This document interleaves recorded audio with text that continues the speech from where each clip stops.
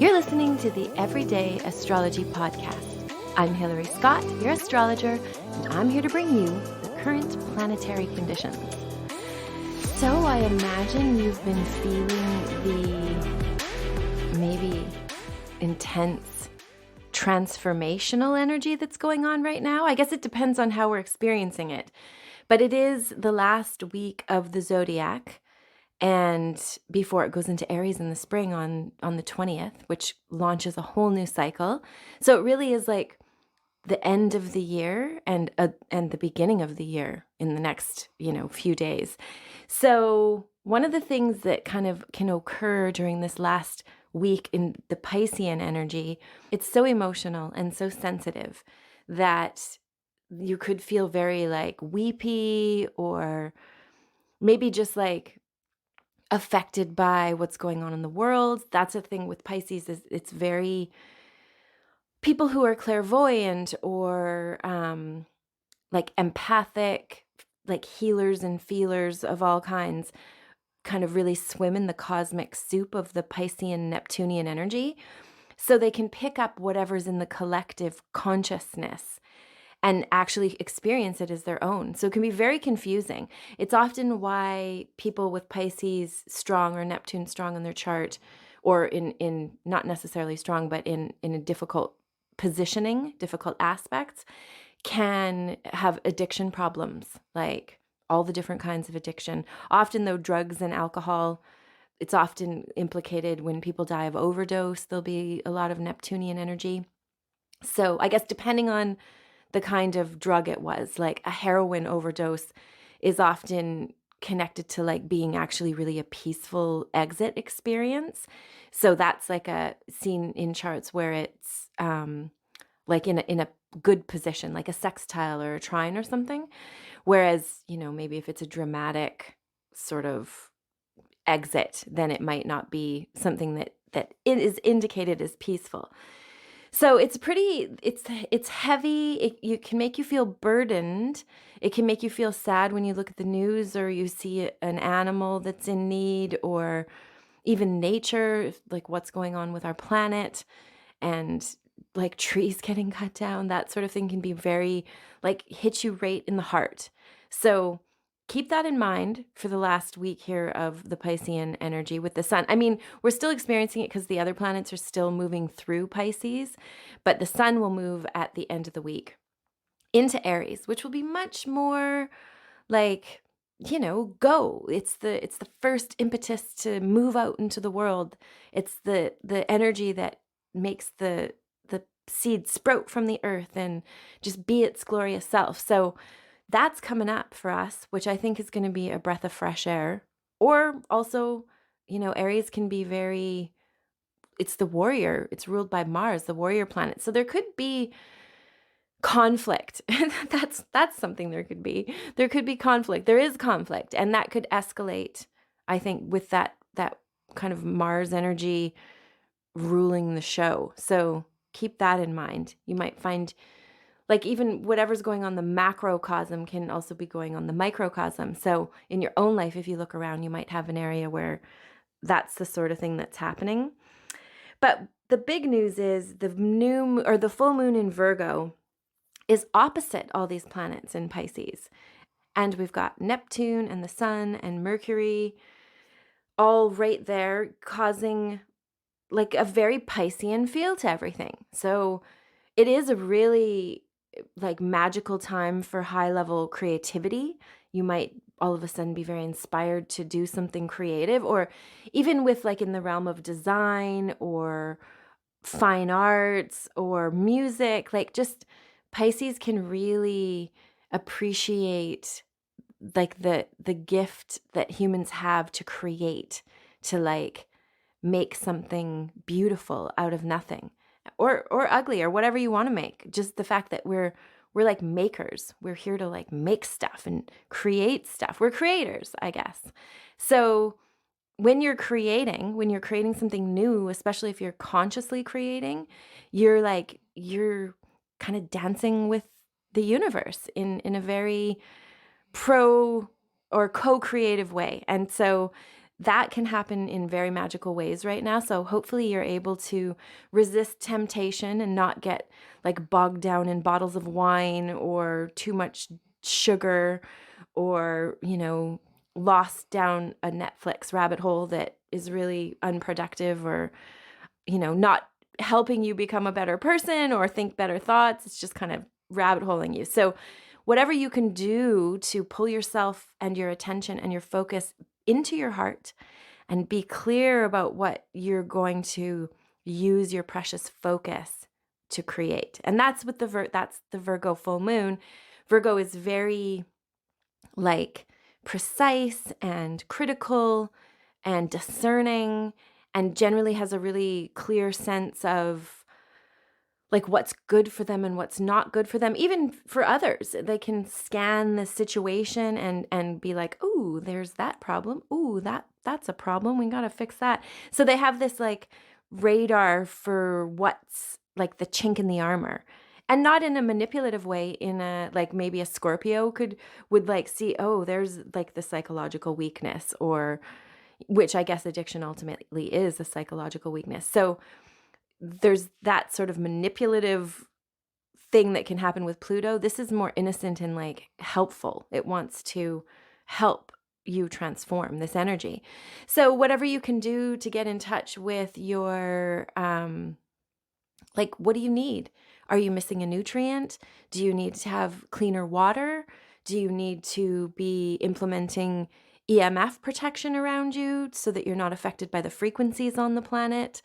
Do you need to get rid of relationships that are detrimental, or bring in new relationships, or open up to relationships? What do you need to do to help balance your spirit and your body and your emotions and all of that in this time?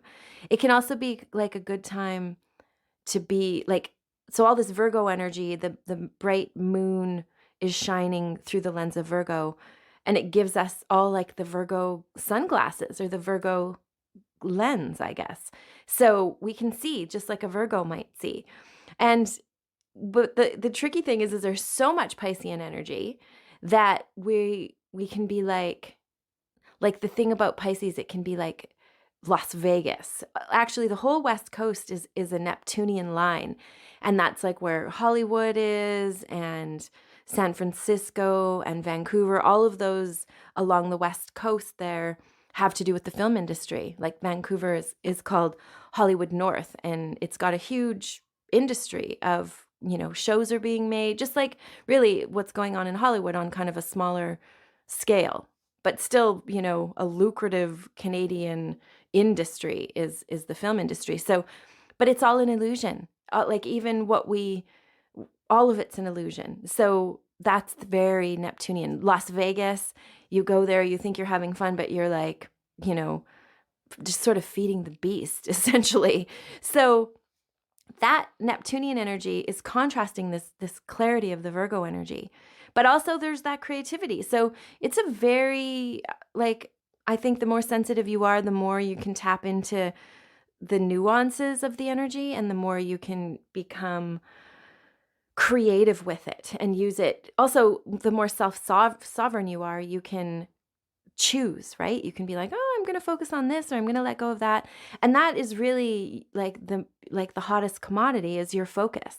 Like, just make sure that you're entertaining what you want to entertain, not what's being thrown at you. So I think that's the key to creation. And then also reaching for the highest with all this Neptunian energy. We are one. We can feel compassion in our hearts. We can see like the wounds in others and want to listen and, hold the space for them to be able to share their pain or their suffering or their loss or their grief or whatever, or their joy or their, magical experiences or otherworldly stories or whatever it is. There's this sort of like, we are one and let's connect, like a soulmate, higher self, like magical connection energy happens with Pisces. They're aware of it. Like that's sort of the realm they're experiencing. So there can be a coming together of these two beautiful energies, or there could be a total polarization and you just want to lie flat on the floor and stare at the ceiling and listen to music, which is really good for you with Piscean energy, very healing. And this other part of you is like, no, no, no, we got to get this done. So it could be that. Always with the opposition or the full moon, there's sort of like the possibility for major polarization, but also the possibility to understand on a very aware level if you're willing to use that bright, clear energy to be honest with yourself. And Virgos are honest. That's one thing that's really lovely about a Virgo. They're not going to be all slippery or like not tell you the truth, or like Libra can be like, oh, yeah, well, whatever you want, but really that have a totally different idea or a totally different agenda, and you're not been let in on that. Whereas Virgo will be very honest and forthright, and almost always they're coming from a place of like, how can I help? How can I improve? How can I make this a better place, bring more light to this situation?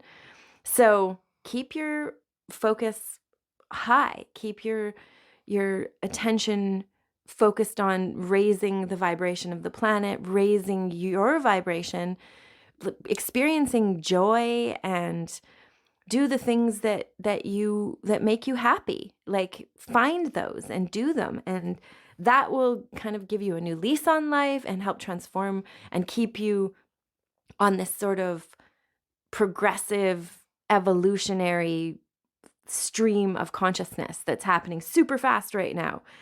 So yeah, that's the full moon. I gotta get my glasses on here. Okay.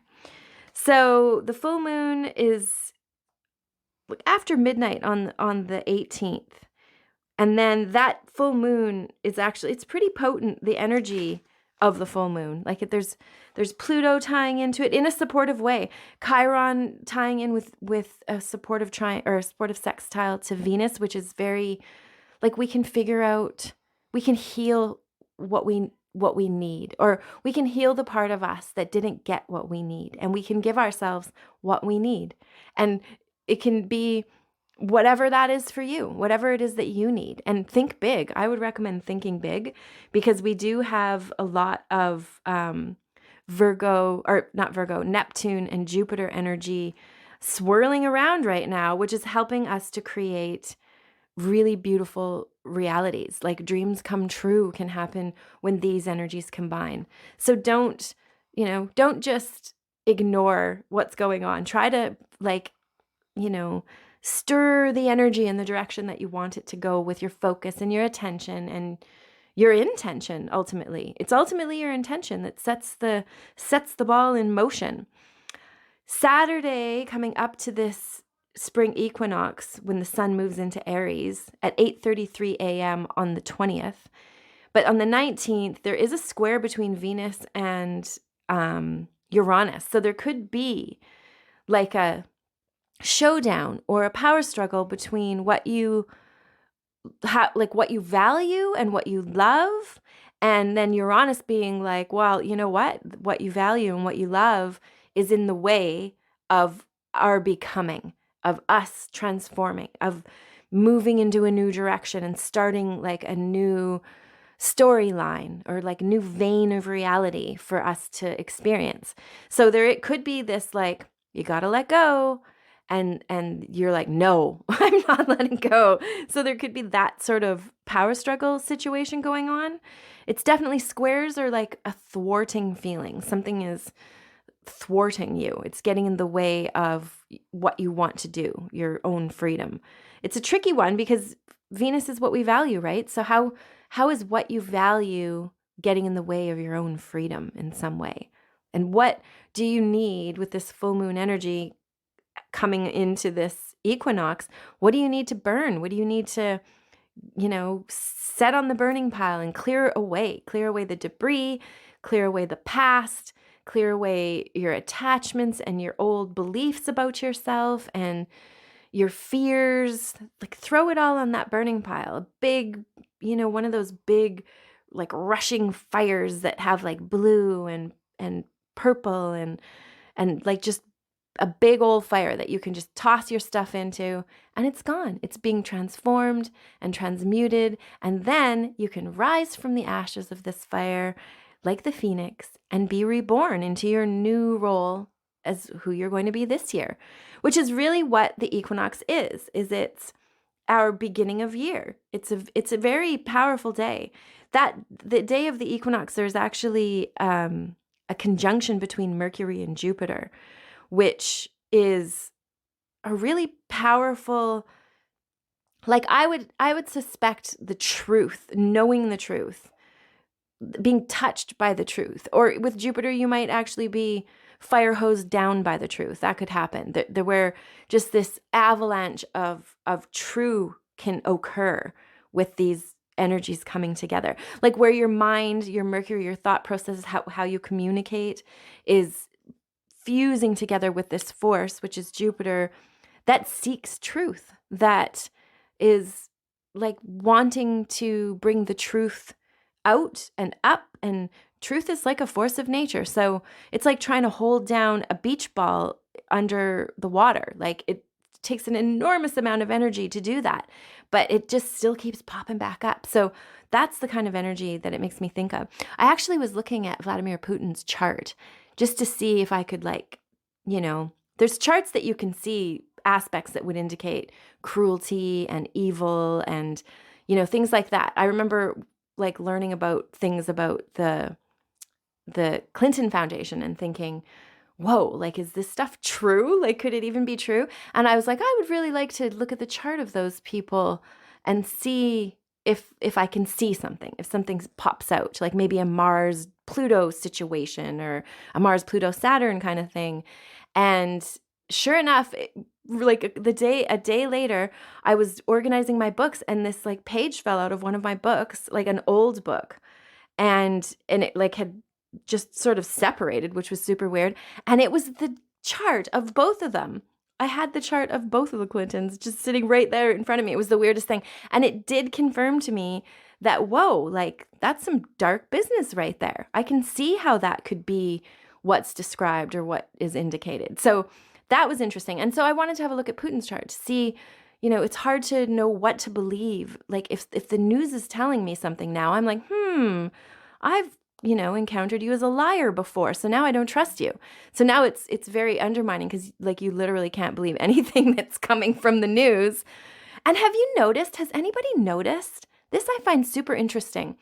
The first time I noticed this was when I started to listen to the CBs when the trucker convoy was leaving BC, where I am, and heading across Canada.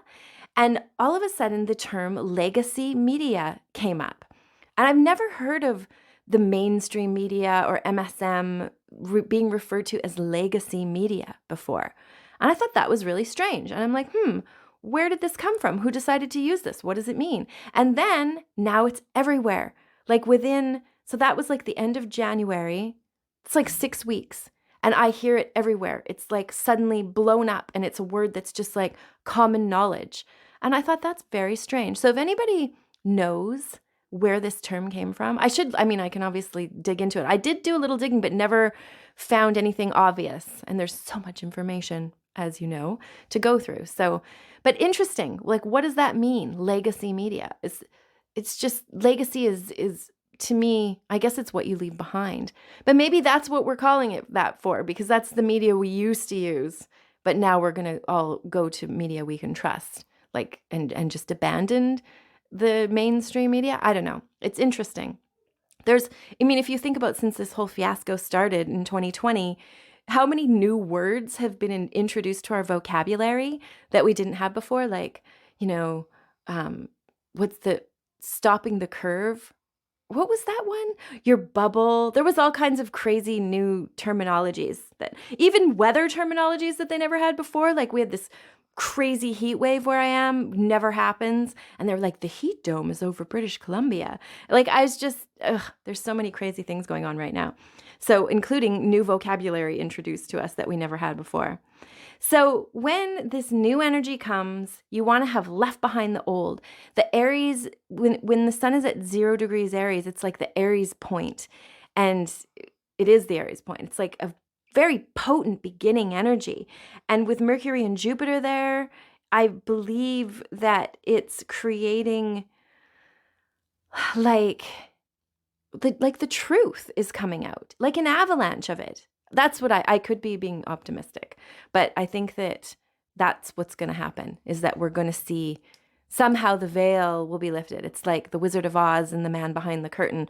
I just really pray that the whole world sees it. Whoever's not seeing it sees what's happening, so that we can all as a humanity and a society take back the power and the freedom and, the decision-making ability to stop crazy shit going down on the planet that we've let these sort of distorted, disordered, like, leaders just make decisions that are evil. The balance of power needs to shift. So this kind of energy could shift it. It really could. So watch for everything to shift when spring occurs. And there could be a lot more like fighting about it, even like, we're not going to put up with this. We want like all the mandates. We the unvaccinated want to travel in our own country and be able to get on a plane and a train with with whatever health status we have, not be stopped. So there's that kind of all over the world, these shitty, unfair things still going on, even though we're all distracted by other things that are going on as well. So what are you going to do for the new year? What are you going to create this spring? What seeds are you going to plant? That's what it is. You want to know what seeds you're going to plant. And also, what are you letting go of? This week is really all about letting go of the old energy and embracing the wounded parts of yourself, but not letting them be what informs your decision-making or your future progress. Instead, step into your heart and love yourself and intend to stay in high vibration and follow your joy and do things that bring you joy, because then you're like a little, it makes me think, I was looking out the window and it's raining, which it's very much doing all the time on the West Coast in the winter. But I noticed how pretty the puddle looked, and there was all these like raindrops hitting the puddle, and there's these really pretty concentric circles, all different sizes, like being left, like perfect circles, being left by each drop of rain. And I thought, that's kind of what it's like when each one of us is following our truth and being who we are and listening to our intuition and being joyful and loving and making sure that we are surrounded with joyful, loving people. We are kind of like the little drop is us, and then out from us is this like beautiful circle of energy that hits other circles of energy and expands this beautiful circle of energy that hits others, that joins with other circles of energy and just expands this like very bubbly net of love around the planet. And the planet and the people on the planet really need that energy right now. We all do. So that is it. I hope that you're able to have trust and faith and relax and let yourself kind of enjoy the last week of the Piscean energy in the zodiac before we start fresh next week. Thank you so much for listening, and many blessings.